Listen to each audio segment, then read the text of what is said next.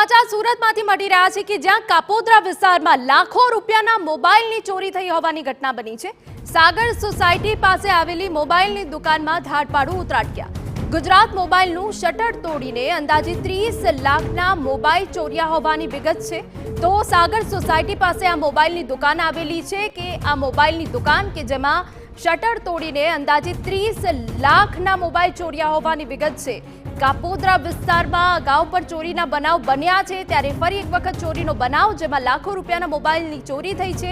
સાગર society પાસે આવેલી આ મોબાઈલની દુકાન ગુજરાત મોબાઈલનું શટર તોડી અંદાજે 30 લાખના મોબાઈલ ચોર્યા હોવાની વિગત। સંવાદદાતા બળદેવ સુથાર વધુ વિગત આપી રહ્યા છે। બળદેવ, પૂરી વિગત।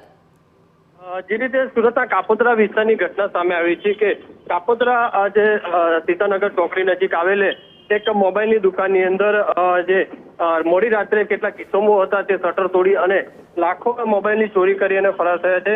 કાપોદ્રા સાગર સોસાયટી પાસે આવેલી જે મોબાઈલની જે દુકાન છે ગુજરાત મોબાઈલ, જે મોબાઈલની દુકાનની અંદર કેટલાક જે કિંમતી જે મોબાઈલો હતા તે પડ્યા હતા અને તે દરમિયાન 2 થી 3 ઇસમો હતા તે શટર તોડી અને અલગ અલગ કિંમતી જે મોબાઈલો છે અંદાજિત જે રીતે કિંમત લગાવવામાં આવી રહી છે તે પ્રમાણે 30 લાખથી વધુના જે મોબાઈલ ચોર્યા હોવાની જે વાત સામે આવી રહી છે। હાલમાં જે ફરિયાદી દ્વારા કાપોદ્રા પોલીસ સ્ટેશનની અંદર જે ફરિયાદ નોંધાવી છે અને કાપોદ્રા પોલીસ અને સુરત ક્રાઇમ બ્રાન્ચ દ્વારા અલગ અલગ ટીમો બનાવી અને આરોપીઓને જે પકડી પાડવા માટે વધુ તપાસ હાથ ધરી છે। મહત્વની વસ્તુ એ છે કે કિંમતી મોબાઈલો હતા જે લાખથી 70,000ના જે મોબાઈલો હતા તે મોટા પ્રમાણમાં હોવાથી આ જે કિંમત છે તે વધી ગઈ છે।